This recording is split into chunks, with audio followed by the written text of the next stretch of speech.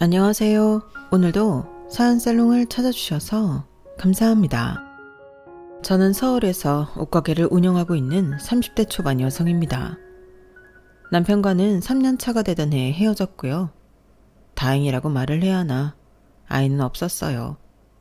둘 다 사는 게 바쁘고 어느 정도 안정이 된 후에 아이를 갖자고 합의를 했는데 그 전에 헤어지게 된 거였죠. 물론 아이가 있다고 해서 제 마음이 바뀌지는 않았을 것 같은데 아이가 있으면 지금처럼 완전히 남남으로 연을 끊고 살 수는 없었을 테니 그동안 아이를 갖지 않은 건 정말 다행이라고 생각해요.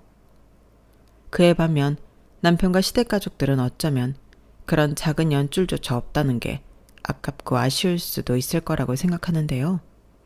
그 점이 제가 두고두고 기분 좋은 이유예요. 사람이 원래 힘들 때 도와주고 잘 될 때 나누는 건데 이 인간들은 거꾸로인 사람들이었거든요. 제가 힘들 때는 연관짓지 말라고 하고 차갑게 외면하더니 제가 잘 되고 난 후에는 가족끼리 돕고 살아야 한다고 숟가락 젓가락 다 얹으려 하는데 이런 사람들과 더 살아봤자 제 등골만 달아 없어질 것이 뻔했죠. 그래서 과감하게 이혼이란 선택을 하게 되었는데 지금부터 그 이야기를 여러분들에게 들려드릴까 합니다. 그리고 미리 고백하자면 저는 어릴 때도 공부랑은 별로 친하지 않았고 글쓰기는커녕 책도 잘 안 읽은 사람인데요. 그래도 끝까지 최선을 다해 사연을 적어볼 테니 부족한 글이겠지만 제 이야기 끝까지 들어주시길 바라겠습니다. 그럼 사연 바로 시작해 볼게요. 저는 어릴 때부터 그렇게 공부 말고 멋부리는 걸 좋아했어요. 그래서 엄마 속을 많이 썩이는 못난 딸이었는데요. 지금 생각해보면 그런 부족함이 많은 자식임에도 엄마에게 크게 혼이 난 적은 없었어요. 저희 엄마가 이혼하고 저를 혼자 키우셨거든요. 먹고 살기 바쁘기도 하셨고 또 아빠 없이 자라는 딸이 불쌍해 잘 혼도 못 내셨던 엄마였는데요. 저희 엄마는 정말 생활력이 강한 분이셨어요. 지금은 은퇴하셨지만 불과 5년 전만 해도 다른 아저씨들과 공사 현장을 누비며 미장일을 하셨거든요. 그래서인지 늘 깡마른 체형에 쇼컷을 하고 있어 여성미라고는 찾아볼 수가 없었는데요. 저는 그런 엄마가 세상에서 제일 멋있다고 생각했어요. 그래서 평소에도 우리 엄마가 일하느라 맨날 작업복 입고 있고 안 꾸면서 그렇지 제대로 갖춰 입고 화장해서 멋 좀 부리잖아? 그럼 유명한 모델 뺨치지. 라고 생각할 정도로 엄마를 좋아했는데 아마도 다른 엄마처럼 공부 가지고 잔소리한다고 저를 혼내지 않아서 제가 엄마를 많이 좋아했던 것 같아요. 그리고 엄마는 세상에 공부가 다가 아니라며 저더러 평생 하고 싶은 일을 찾아서 하면 그게 성공이라고 늘 말씀하셨는데요. 저는 지금도 그 말이 제 진로를 정했다고 자부해요. 사실 공부 안 하고 잡지책이나 보고 화장하고 다닌다고 학교 다닐 때 선생님한테 엄청 혼났거든요. 그리고 제가 딱히 사고친 건 없는데 저를 문제아로 보는 선생님과 친구들이 많아 불이익을 당한 적도 많았어요. 그럼 어린 마음에 억울하다고 엄마에게 이야기할 수도 있는데 저는 그때도 억울한 건 억울한 거고 고생하는 엄마에게 걱정거리를 안겨주고 싶지 않아 말을 하지 않고 참았어요. 그래서 엄마는 제가 학교를 졸업할 때까지 아무 문제가 없다고 생각하셨다고 했는데요. 제가 나중에 어른이 되어 그런 일이 있었다고 하니 엄청 속상해 하시더라고요. 그런 일이 있었으면 엄마한테 즉각 말을 했어야지. 그랬으면 엄마가 가서 확 다 뒤집어 엎었을 텐데. 감히 금쪽 같은 내 딸한테 상처를 줘? 이런 폭삭 망할 것들. 이렇게 화를 내셨는데 다 지나간 일인데도 저에게 미안하다고 하셨는데요. 이렇듯 저는 엄마와 좀 각별한 사이였어요. 아빠는 제가 2살이었는지 3살이었는지 해외에 나가 돈을 벌어 오겠다고 나간 이후 잠적을 했다고 했는데요. 할머니와 그 집 식구들이 쉬쉬했지만 엄마 말로는 아빠가 해외에 나가 외국 여자와 딴 살림을 차린 것 같다고 하더라고요. 그리고 복잡하게 이혼을 했다고 했는데 그 때문인지 저희 엄마는 남자 보기를 돌같이 하셨어요. 다 결혼 전에는 하늘의 별도 달도 따다 준다고 설치지만 막상 결혼하고 나면 손 하나 까딱하지 않고 사고만 친다고. 자기 평생 2번의 결혼은 없다고 했는데 그렇기 때문인지 엄마를 좋다고 하는 아저씨들도 많았는데 엄마는 단 한 번도 흔들린 적이 없었어요. 자기랑 결혼하면 더 이상 힘든 일도 하지 않고 저도 잘 키워주겠다고 말하던 아저씨도 있었는데 엄마는 그저 콧방귀만 뀌었죠. 사실 그때 저는 살짝 흔들렸거든요. 엄마가 더 이상 고생하지 않고 저도 다른 아이들처럼 하고 싶은 거 다 하고 아빠도 생긴다는데 나쁠 것이 없다고 생각했는데요. 엄마는 아니라고 했어요. 결혼 전에는 무슨 말을 못해? 엄마는 그런 말 이제 하나도 안 믿어. 괜히 재혼 잘못해서 너나 나나 상처만 받고 힘들지. 그럴 바에는 조금 힘들어도 지금처럼 우리끼리 재미나게 사는 게 나아. 이렇게 단호하게 아니라고 하니 그저 저는 아쉬운 마음만 뒤로 할 수밖에 없었죠. 그리고 그 말을 제가 이제 와서 곱씹게 될 줄은 몰랐는데요. 저희 엄마의 그 말은 세월이 흘러도 무슨 예언가의 말처럼 꼭 들어맞는 말이었어요. 앞서 말한 대로 저는 어릴 때부터 옷을 좋아했고 그래서 언젠가는 제 취향이 가득한 옷가게를 운영하는 게 꿈이었는데 문제는 돈이었죠. 돈이 있어야 물건을 떼다 팔 수 있잖아요. 그래서 일단은 돈을 벌기 위해 고등학교 때부터 아르바이트를 많이 했어요. 목적은 돈이었지만 저는 거기에서 학교에서 배우지 못한 많은 것들을 배울 수 있었죠. 사회라는 곳이 어떤 곳인지 그때 알았거든요. 어리다는 이유로 무시를 당하고 또 일을 하고도 임금을 다 못 받는 경우도 있었는데 살아남기 위해 어떻게 해야 하는지 자연스럽게 배우게 되었어요. 그리고 나는 어른이 되어도 그러지 말아야지 하는 생각을 많이 했었는데요. 그만큼 살아왔던 일이 참 많았죠. 제가 만난 어른들은 좋은 분들도 많았지만 나쁜 분들도 정말 많았거든요. 하지만 저는 찬밥, 더운 밥을 가릴 처지가 아니었기 때문에 정말 무작정 열심히만 했는데요. 그렇게 돈을 한 1,000만 원 정도 모으게 되었어요. 말이 1,000만 원이지 저에겐 10억 같은 돈이었죠. 그리고 저는 그 돈으로 무작정 동대문에 가서 옷을 떼다 인터넷 쇼핑몰을 만들어 팔기 시작했는데요. 그렇게 제대로 준비하지 않은 사업이 잘 될 턱이 없었죠. 그렇게 제 첫 사업은 수입 0원에 쫄딱 망해버렸어요. 제가 또 겁은 많아서 빚은 못 만들겠더라고요. 그래서 가진 거 다 까먹고 다시 제로가 되었는데요. 다시 아르바이트부터 시작하게 되었죠. 그리고 그때부터는 엄한 다른 가게가 아닌 임금은 짜도 옷가게에서 일을 하기로 했는데 그때부터는 제 일도 열심히 했지만 선배 사장님을 많이 관찰했어요. 그런데 그게 정말 재밌는 거예요. 게다가 사장님이 제가 미래에 옷가게를 하고 싶어 한다는 사실을 안 후에는 제가 기특하다며 자기가 겪었던 경험담과 여러 노하우를 알려주시기도 했는데요. 이거야말로 돈 주고도 배울 수 없는 진짜 공부였죠. 그리하여 저는 또다시 돈을 모아 사업에 도전하게 되었어요.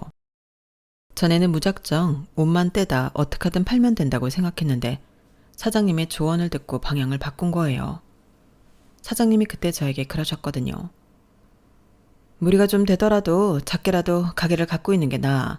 DP도 직접 해보고 손님도 응대하면서 옷에 대한 반응도 보고 그럼 그걸 토대로 쇼핑몰을 열면 도움이 훨씬 많이 되거든. 그리고 오프라인 매장을 갖고 있는 쇼핑몰은 뭔가 좀 더 신뢰가 가지. 안 그래? 이렇게 말씀해 주셨는데 듣고 보니 정말 그랬어요. 전에는 장사도 안 되면 월세랑 공과금이 너무 아까울 것 같아서 덤비지 못했는데 그걸 거꾸로 활용할 생각을 못했던 거죠. 그리고 일을 하면서도 매장을 갖고 있는 것과 아닌 것은 차이가 많았는데요. 그렇게 시간이 흐르고 조금씩 손님이 1명, 2명 오게 되자 저는 진심을 다해 손님을 응대했어요. 그저 여기까지 찾아주셨다는 게 너무 고마웠거든요. 그러면서 단순히 옷을 팔기 위함이 아닌 손님에게 도움이 되는 코디와 어울리는 색조합 같은 걸 같이 고민하며 이야기하듯 영업을 했는데 그게 손님에게 반응이 좋았어요. 그리고 감사하게도 그렇게 만족하고 가신 손님은 다음에도 또 오고 다른 손님에게 제 가게를 소개하는 등 감사한 일들이 꼬리에 꼬리를 물듯 생겼는데요. 게다가 옷을 떼러 가는 도매시장에서도 처음에는 초짜 사장이라고 무시하더니 조금씩 마음을 열기 시작했어요. 제가 망하고 또다시 도전하며 성실함을 보이니 조금씩 도와주시더라고요. 원래 소량으로 옷을 떼면 싫어하시는데 저한테는 그러라고 하셨어요. 그리고 그렇게 새벽마다 열심히 발품을 판 후에는 꼭 가는 곳이 있었는데요. 그건 바로 작은 우동가게였어요. 거기엔 제 또래의 젊은 사장이 있었는데 자주 보고 또 또래다 보니 금방 친해지게 되었거든요. 가격도 부담 없고 새벽에 먹어도 위에 무리가 되지 않으니 저는 항상 도매시장을 온 날은 뜨끈한 우동을 먹었는데요. 그게 어느 순간부터 자연스러운 루틴이 되었어요. 언제나 정신없이 물건을 떼고 차에 실어 놓은 후에는 출출하기도 했고 친구를 만나러 간다는 생각으로 우동집을 찾았어요. 그리고 저희 둘은 항상 서로를 응원해주는 고마운 친구였는데요. 그렇게 친해진 저희 둘은 친구를 넘어 연인이 되고 또 부부가 되었죠. 자기 왔어? 오늘도 힘들었지? 내가 좀 가서 도와주면 좋은데 정신이 하나도 없었네. 도와주긴 뭘 도와줘. 자기도 장사해야지. 오늘도 손님 많았어? 당연하지. 자기도 알잖아. 우리 가게 단골 엄청 많은 거. 빨리 앉아. 늘 먹던 튀김우동 나갑니다. 야, 우리 자기 튀김우동이다. 자기는 진짜 일본 장인보다 우동을 잘 만드는 것 같아. 그리고 내가 생각해봤는데 이렇게 양도 많고 맛있는데 자기 우동 너무 싸.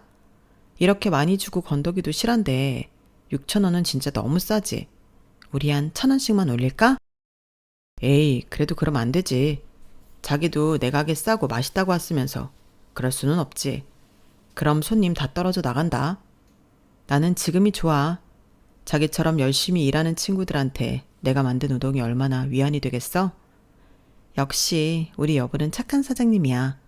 진짜 내가 뭐 거들어줄 거 없어? 없다니까요. 자기는 거기 앉아서 우동이나 맛있게 드세요. 내가 오늘 자기 좋아하는 야채튀김도 많이 튀겨놨는데 튀김도 한 입 해야지. 두말하면 입 아프지. 빨리 줘. 배고프다. 저희는 풍족하지 않았지만 그땐 참 많이 행복했어요. 비록 신혼집은 구옥에 좁아 터진 원룸이었지만 그 작은 곳이 저희 두 사람의 천국이었죠. 그리고 서로 돈이 너무 소중하고 궁했기 때문에 저희는 양가 모여 인사만 하고 결혼식도 생략한 채 혼인신고 후 그냥 함께 살기로 했는데요. 그 일도 설명을 하자면 길어요. 사실 처음엔 결혼식 정도는 정식으로 하려고 했었거든요. 그런데 막상 결혼식 견적을 받아보니 돈이 정말 장난이 아니었죠.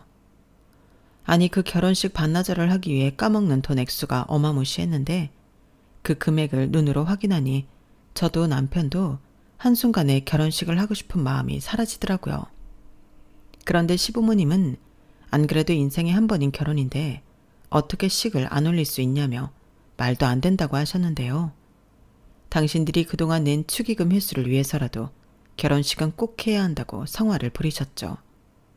하지만 아무리 부모님의 성화라고 해도 저희는 그럴 수가 없었는데 그러기엔 저희가 너무 돈이 궁했어요. 솔직히 그 돈이면 저도 남편도 사업 자금으로 쓰고 싶었거든요. 그래서 죄송하지만 시부모님의 뜻을 거역하고 결혼식을 미뤘는데요. 시부모님에게는 형편이 나아지면 그때 결혼식을 올리겠다고 말씀드리고 무작정 신혼 살림부터 차렸어요. 당시 저도 남편도 혼자 살고 있어서 살림을 합치는 게 공과금과 생활비를 줄일 수 있을 것 같았거든요. 그리고 결론적으로는 시부모님이 원했던 결혼식은 올리지 못했는데 혼인신고도 하지 않았다면 더할 나위 없이 좋았을 테지만 그러지 못한 것이 아쉬울 뿐입니다. 그래도 신혼 초 저희 두 사람은 많이 행복했어요. 하지만 믿었던 사랑도 돈 앞에서는 와장창 무너졌는데 제가 결혼을 하고 1년 정도 지났을 때 고비가 한번 왔었거든요. 사업이라는 게 크던 작던 늘 잘 될 수는 없으니까 위기가 오기 마련이잖아요. 그리고 그 위기가 저에겐 전화위복이 되었는데 그때는 그럴 줄 모르고 마냥 힘들기만 했었죠. 당시 저는 장사가 잘 되어 인터넷 쇼핑몰을 오픈했어요.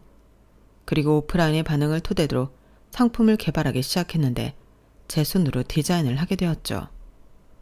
그렇게 개발한 첫 상품이 핏이 예쁘고 고무밴드 청바지였는데요. 싸구려 한 찰만 입는 게 아니라 저는 조금 값이 나가더라도 오래오래 입을 수 있는 그런 청바지를 만들고 싶었어요. 오히려 오래 입으면 더 예쁜 청바지가 있잖아요. 그래서 제가 만든 청바지도 그렇게 되길 바라며 오랜 시간 시행착오를 겪고 만든 상품이었는데요. 제 바람이 듬뿍 담겨 있어 그런지 금방 효도 상품이 되었어요. 정말이지 없어서 못 판다는 말이 제 현실이었는데 힘들어도 힘든 줄 모르고 일을 했죠. 그때 상품평을 저는 아직도 잊지 못하거든요. 체형도 보정되고 핏이 너무 예쁘다고. 사람들이 살 빠졌냐고 물어본다며 평생 이 청바지만 입고 싶다고 저더러 계속 만들어달라고 했는데요. 그야말로 공전의 히트를 쳤어요. 그리고 계속되는 리콜 요청에 저는 투자를 좀 해서 대량으로 생산을 하게 되었는데요. 제가 만든 상품이 잘 팔리니 그때는 기분이 정말 날아갈 것만 같았어요. 하지만 그런 신나는 기분도 잠시, 곧이어 저는 천국에서 지옥으로 뚝 떨어지고 말았는데요. 제가 확인했을 때는 물빠짐이 거의 없다시피 했던 청바지는 물빠짐이 너무 심하다는 컴플레인이 들어오기 시작했어요.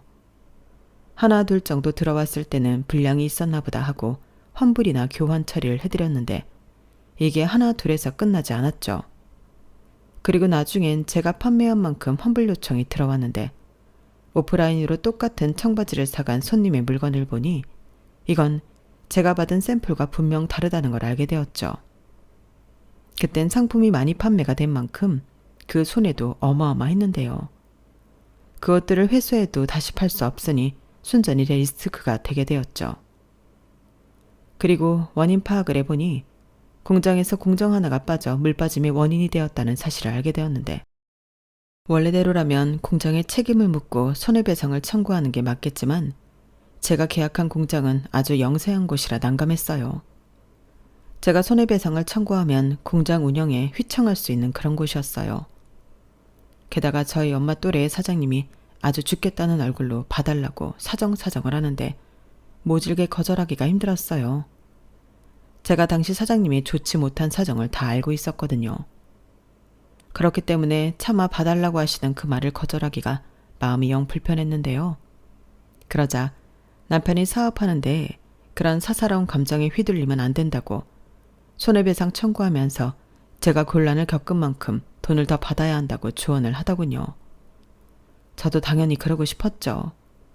하지만 저는 차마 그럴 수 없었고 제 마음이 약해진 데는 이유라면 이유가 있었는데 그건 바로 제가 처음 공장들을 전전하며 계약을 하려고 했을 때 유일하게 제 손을 잡아주신 사장님이 그 사장님이셨어요. 제가 처음 공장의 상품을 의뢰했을 때 수량 문제 때문에 외면을 많이 당했거든요. 그리고 제 상품은 그냥 끼워넣기 식으로 하시려고 했는데 당연히 싫었어요. 공짜로 해달라는 것도 아니고 돈 줄 거 다 주는데 수량이 적다는 이유로 그렇게 하기 싫잖아요. 그리고 그때 유일하게 제가 제시한 조건으로 계약에 응해준 곳이 그 공장이었는데요. 일을 하면서 사장님과도 껍데기와 소주잔을 기울이며 꽤 친분이 생겼어요. 그렇다 보니 남편은 사사로운 감정에 휘둘리지 말라고 했어도 저는 그럴 수 없었는데요. 그래서 제가 손해를 전부 떠안기로 결정했죠. 그러면서 빚도 3천만 원 넘게 생겼는데 남편에게 SOS를 쳤어요. 자기야, 정말 미안한데 나 돈 좀 빌려주면 안 돼? 내가 이자 쳐서 꼭 갚을게. 어? 나 이번 일로 진짜 망하게 생겼어. 이렇게 울상을 짓고 얘기했는데요.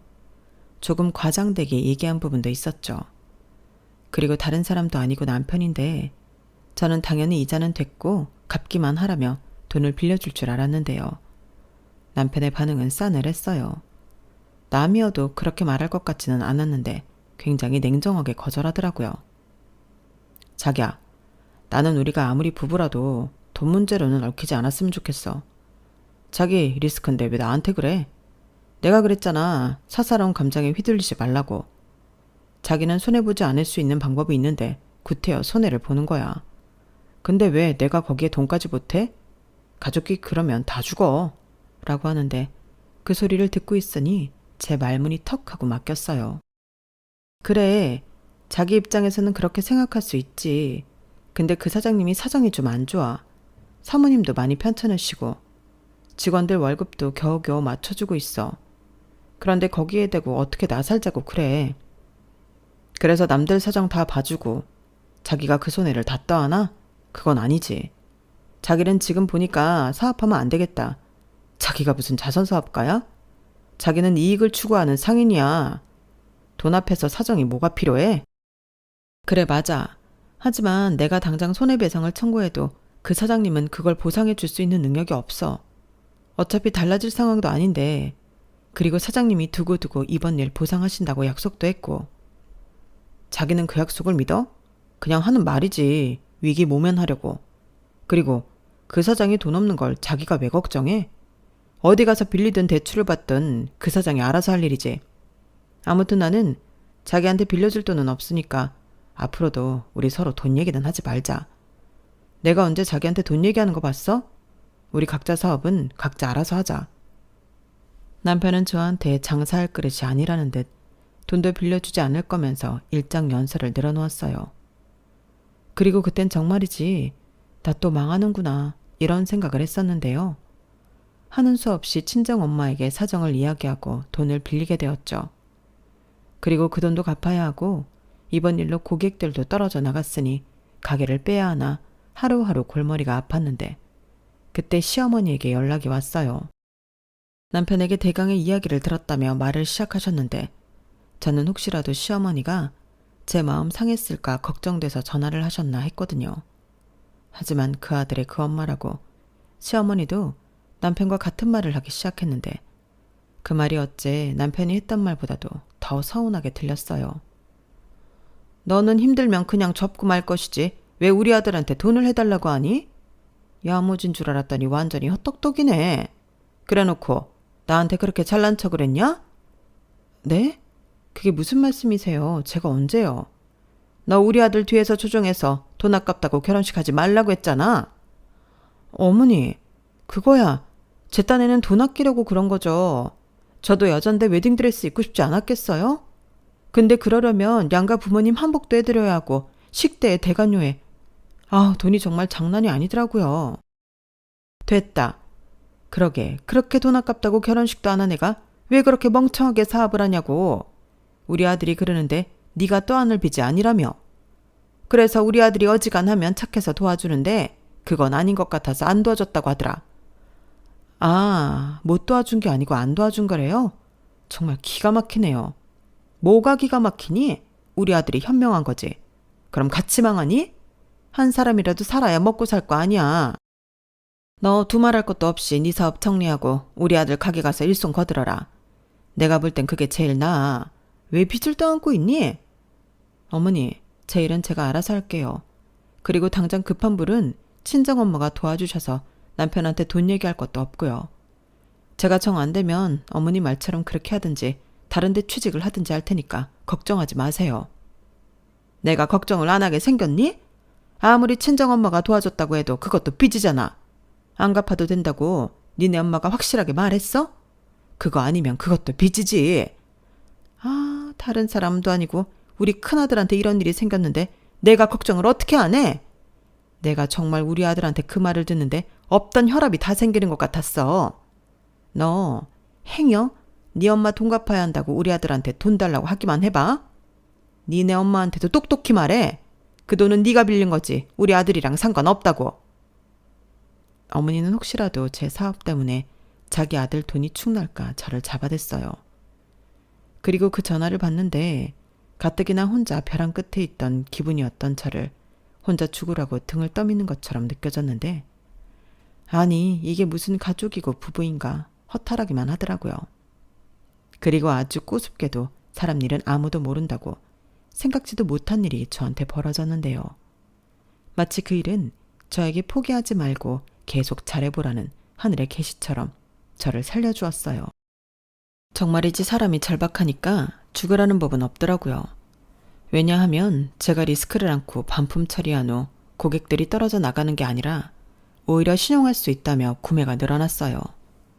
저는 다시 물건이 없어서 못 파는 행복한 비명을 질렀는데 제가 픽한 상품은 가성비도 좋고 예뻐서 실패가 없다며 구매평도 많이 올라왔죠. 그런 진심 어린 예쁜 상품평을 볼 때면 고객님이 제 마음을 알아주는 기분이 들어 울컥할 때도 있었는데 그래서 더 당장의 이익보다는 내가 손님이라면 만족하고 마음에 들어할 상품들을 만들고 고르는 등 저는 제 일에 더 열중했어요. 그러니 온오프에서 제가 준비한 상품들이 그야말로 불티나게 팔렸는데 전에 안고 가던 리스크는 3달도 되지 않아 복구가 되었고 그 해에는 제가 사업을 한 일에 가장 많은 수익을 내기도 했는데요. 공장 사장님 일도 그랬어요. 사장님은 그때 저한테 큰 은혜를 받았다며 제가 맡기는 상품은 더욱 신경 써주셨고 언제나 1순위로 작업해 주시는 등 결과적으로는 제 든든한 조력자가 돼주셨는데 옆에서 그걸 다 본 남편은 설마 했지만 제가 그 일로 전화위복으로 성공가도를 달리자 살짝 배 아파하는 것 같더군요. 저더러 자기가 운이 좋아서 그렇지 보통은 내 말이 맞아 라며 없어 보이게 변명을 하기도 했는데 그래도 서운한 마음은 사라지지 않았죠. 원래 사람이 힘들 때 잘해주던 사람과 서운하게 했던 사람을 못 잊는 거잖아요. 그리고 또 한 사람 저의 구세주였던 엄마 돈도 당연히 우선순위로 갚았는데 저는 더 나아가 엄마에게 작은 평수였지만 투룸 신축 빌라를 사자고 권했어요. 뭐? 집? 아, 됐어. 어차피 엄마 혼자 사는데 뭐가 중요해. 중요하지. 집이잖아. 엄마 여름이면 여기 하수구에서 냄새도 심하게 올라온다면서. 그리고 겨울이면 춥고. 매년 겨울마다 고생하면서. 그러지 말고 요 앞에 신축 빌라 있던데 거기 작은 거 어때?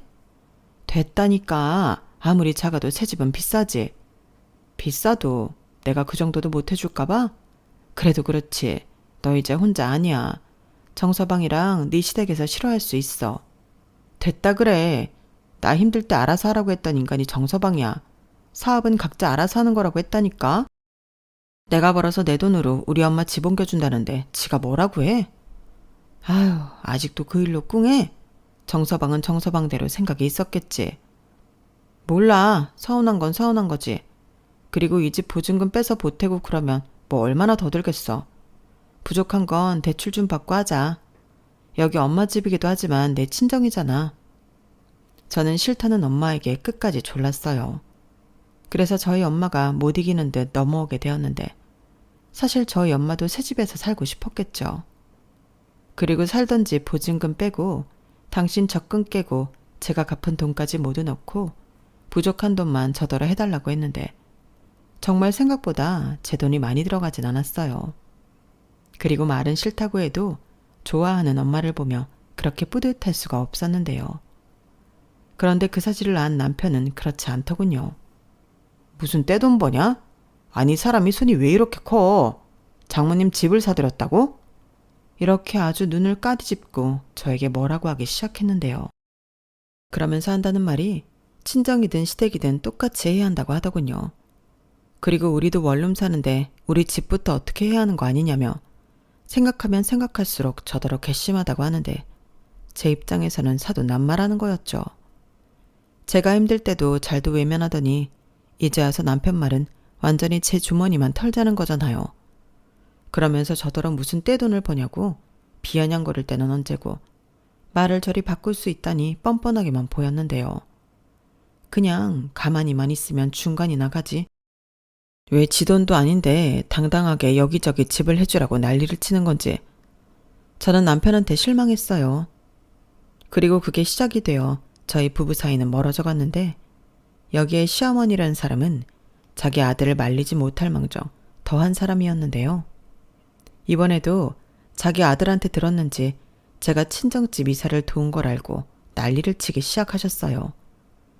자기 아들한테 돈 달라고 할까 큰 소리를 내더니 이번엔 제가 번 돈이라도 저는 출가 외인이라 친정에 돈을 주면 안 된다고 하는 거예요.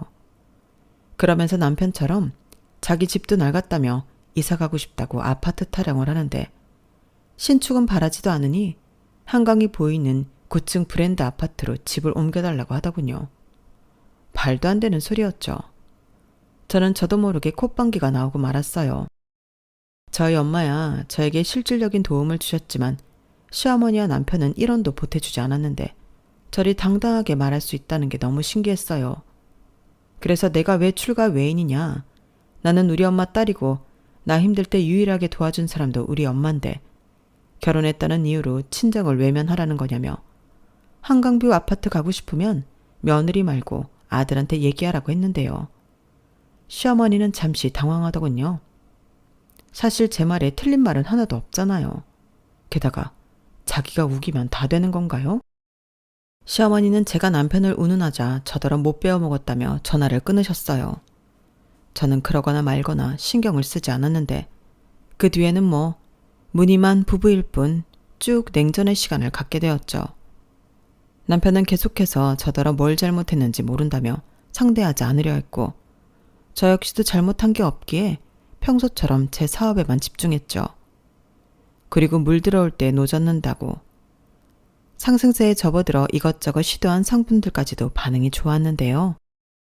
그전에는 옷만 중심적으로 팔다 가방, 신발, 액세서리, 자파까지 저는 판매 카테고리를 늘려갔어요. 그야말로 토탈 패션 사업을 하게 되었는데 전체적인 코디가 가능하다 보니 기대는 별로 하지 않았는데 판매량이 날이 갈수록 늘더라고요. 그리하여 제 사업은 점점 고수익을 내기 시작했어요. 그때는 모든 것이 다 처음이라 시행착오도 많고 저 혼자 대부분의 일을 하니 정신도 없었는데 그래서 남편과 시댁이 저를 괴롭혀도 바빠서 별로 신경을 못 쓴 적도 있었죠.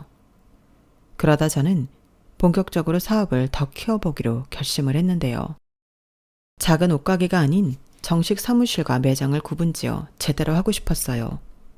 게다가 제가 주먹구구식으로 하는 게 아닌 인터넷 쇼핑몰도 따로 전문적으로 관리할 수 있는 직원들이 있으면 좋겠다는 생각이 들었는데 확실히 전문 직원들을 고용하니 퀄리티부터가 달라지더군요.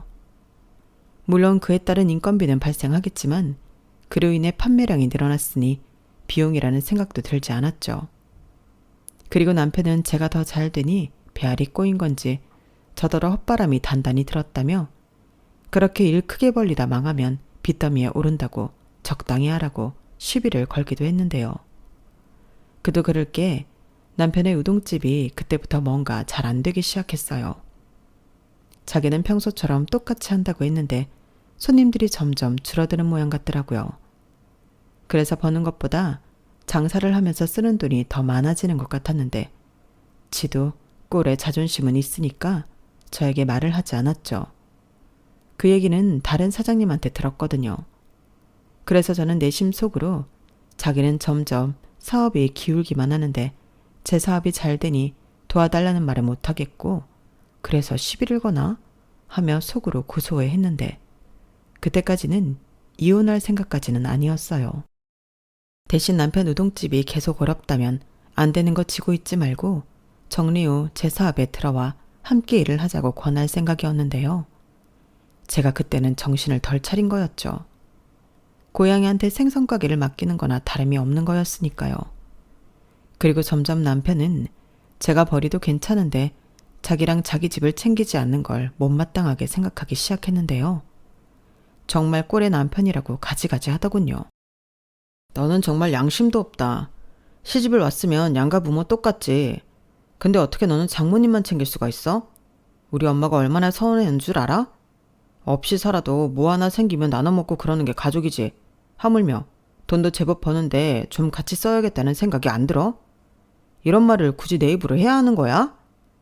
이렇게 말하는데 저게 장사가 안 돼서 낮부터 술을 처마셨나 어이상실이었어요. 도대체 저더러 각자 사업은 각자 알아서 해야 한다고 힘들다고 도와주다가는 다 죽는다고 했던 남편은 어디로 갔냔 말이죠. 그리고 시어머니는 저희 엄마가 신축 빌라로 이사를 간 후 본격적으로 저에게 진상을 털기 시작했는데요. 저희 엄마 집을 뺏어올 수도 없으니 저더러 자기네 집을 사달라고 계속 조르셨어요. 전에 끝난 얘긴 줄 알았는데 그게 아니더라고요. 오히려 구체적으로 부동산을 알아보셨는지 굳이 바쁜 저에게 찾아와 여기 집은 어떻고 저기 집은 얼마라는 등 자기 혼자 김칫국을 마셨는데 저는 그럴 돈 없다고 딱 잡아댔어요. 그러자 시어머니가 말도 안 되는 소리를 한다며 저를 아주 잡아먹을 것처럼 굴더라고요. 네가 돈이 없으면 누가 돈이 있니? 귀신을 속여라. 어디서 나를 속이려 들어? 너는 그렇게 시댁 도와주는 게 싫으냐? 그럼 그게 좋아요? 그 애도 그러던데요. 저희도 아직 원룸 사는데 누굴 도와주냐고요. 그래서 저희도 이사 가려고요. 뭐야? 그럼 너는 왜 네 엄마 집 사줬는데? 그것도 제가 온전히 사줬다고 할 순 없어요. 저희 엄마 돈이 절반 이상 더 많이 들어갔는데 저는 그저 조금 보태드린 걸 다라고요. 아마 어머니 아들이 잘못 전달한 것 같아요. 뭐라고? 그래서 이게 다 내 아들 탓이라는 소리니? 지금 그이가 많이 힘든가 보더라고요. 그래서 어머니한테 사실 확인도 안 하고 별 얘기 다 하는 것 같은데 다 믿지 마세요. 그래서 니들 이사 가야 해서 우리 집은 못 바꿔준다? 네. 그래 알겠다. 그럼 우리 막내 오피스텔 하나만 사줘라. 그 정도는 해줄 수 있잖아? 네? 도리님한테 오피스텔을 얻어주는 게 아니라 사줘요? 그래. 왜 같은 소리를 계속하게 만드니? 우리 막내도 장가는 가야 할 거 아니야. 요즘 여자들 집 없는 남자한테 절대 시집 안 온다. 어머니, 말도 안 돼요. 당사자는 뭐하고요? 제가 도련님 엄마도 아니고 누나도 아니고 왜 장가 못 갈까 봐 걱정을 해요? 뭐야? 그럼 너는 남이라는 거야? 굳이 따지면 그렇죠. 종이 한 장으로 맺어진 관계인데 어머니 지금 너무 억지를 부리세요. 제가 이것저것 사업을 많이 벌려놔서 많이 버는 것처럼 보일 수도 있는데요. 규모를 키워놔서 그런지 나갈 돈도 엄청 많아요. 그래서 뭐 나는 땡전 한 푼 바라지 말라는 소리야? 시어머니는 뭐 부모가 아니냐? 어머니도 생각해 보세요. 저 힘들 때 저한테 뭐라고 하셨어요? 니네 엄마 하시면서 저한테 하신 거 생각 안 나세요? 그건. 시어머니는 제가 노골적으로 이야기를 하자 말문이 막힌 듯 얼굴만 벌개지셨어요. 그리고 남편처럼 그저 저에게 못됐다며 밑도 끝도 없이 막말을 하기 시작했는데 그때 내가 왜 잘못한 것도 없이 이런 취급을 받아야 하나 정신이 번쩍하고 들더라고요. 그리고 이렇게 살 필요가 없다는 생각에 슬며시 이혼 생각을 할 즈음이었는데 남편이 눈치도 없이 그러는 겁니다. 돈 좀 번다고 우리 엄마한테 막말하고 그랬다며? 돈이 문제지. 왜? 돈 좀 버니까 위아래도 없어? 내 동생 오피스텔도 못 해준다고 그랬다며. 자기 동생이어도 그랬을까? 라고 슬슬 시동을 걸더라고요. 그래서 나는 동생이 없어서 모른다. 그리고 막말로 내 동생이냐 네 동생이지. 저도 치사하게 나갔는데요. 눈에는 눈, 이에는 이였죠. 그러자 남편은 약이 바짝 올라서는 이제 남편도 무시한다고 시비가 아닌 화를 내기 시작했고 급기야 시집 올 때 우리 집에 아무것도 안 했잖아. 그때 못한 혼수랑 예단한다고 생각해. 라고 아무 말이나 막 던졌는데 세상 천지 어떤 정신 나간 여자가 혼수랑 예단으로 내가 살지도 않은 시동생 오피스텔을 사주냐고 억지 좀 그만 부리라고 소리쳤어요. 그러자 지도 저한테 밀리기는 싫었는지 그럼 다 때려치우고 자기랑 동생이 같이 타고 다니게 외제차 하나만 사주라고 하는데 저런 놈이 뭐가 좋다고 여태 안 버리고 데리고 사나. 한시도 남편이랑 같이 있고 싶지 않더라고요. 그래서 그날 이후 저는 대충 짐을 싸서 친정으로 갔어요. 엄마한테도 저런 놈이랑 더는 못 살겠고 며느리를 호구로 하는 저런 집구석 며느리는 그만하고 싶다고 했는데 저희 엄마도 제 말을 듣고 엄청 화가 나셨죠. 그래서 저한테 말도 하지 않고 남편에게 전화해서 한 소리 하신 모양이었는데요. 남편은 저더러 치사하다며 부부 사이에 일어난 일을 이르냐고 따지더군요. 완전 내로남불이 따로 없었죠. 자기 하나부터 10까지 심지어 사실이 아닌 것도 자기 엄마한테 쪼르르 일러바쳐 저를 곤란하게 했으면서 장모한테 혼 좀 났다고 저한테 따지다니 그때 저도 뚜껑이 제대로 열렸어요. 너는 되고 나는 안 되는 거냐고. 왜 자기 자신이 구린 건 모르냐고 따졌는데 자기가 어디가 구리냐고 혼자 소리를 지르고 지랄 발광을 했어요. 그걸 전화로만 듣고 있는데 솔직히 무섭더라고요. 저런 인간이랑 살면 제가 위험할 것 같다는 생각이 들었는데 일단 남편이 열폭하는 걸 녹음해뒀어요. 저런 남자랑은 무서워서 못 산다고 이혼할 때 사유로 이야기할 생각이었죠. 그리고 어차피 이혼할 생각이었으므로 더 못할 말도 없었는데요. 저는 남편에게 바로 이야기했어요. 내가 남 좋은 일 하려고 죽을 똥살똥 잠도 못하면서 일한 거야? 그렇게 살면 안 부끄럽니? 입장 바꿔 생각해봐. 자기는 그럴 수 있어? 자기 우동집 잘 된다고 내가 우리 엄마 집 사주고 차 사주라고 하면 그러겠냐고. 그리고 내가 이건 치사해서 말 안 하려고 했는데 장사 안 된다고 나한테 제대로 된 생활비 한 번 준 적 없지. 정말 양심 없다. 저는 시켜주면 밤을 새서라도 제 불만을 다 털어놓을 수 있을 정도였어요. 아니 이렇게 말을 해도 이 무식한 놈은 어째 못 알아먹을 수도 있다는 걱정이 들었는데 뭐 결론은 이혼 서류 갈 거니까 도장 찍으라고 말하고 전화를 끊었죠. 그리고 걸려오는 전화는 일절 받지 않았는데요. 그제야 위기의식이 들었는지 남편이 장문의 사과 문자를 보내고 난리도 아니었어요. 제가 원하면 자기 엄마한테 얘기해서 사과도 받게 해주겠다고 했는데 이미 다 소용없는 일이었죠. 사과를 받는다고 제 마음이 달라지지 않을 것 같았거든요. 다만 인간이 저렇게까지 뻔뻔하고 이기적일 수도 있구나.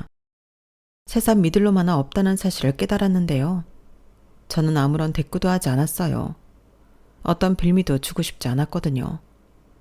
그리고 이혼 서류를 보내놓고 저는 또 열심히 제 사업에 집중했고 한 달 가까이 이혼 서류가 돌아오지 않아 저는 염두했던 대로 변호사 사무실을 찾아가 이혼 소송을 준비했는데요. 사무장님이 곧장 이혼 소장을 남편에게 보내겠다고 하시더군요. 그러자 득달같이 시어머니가 제 사무실로 오셨어요.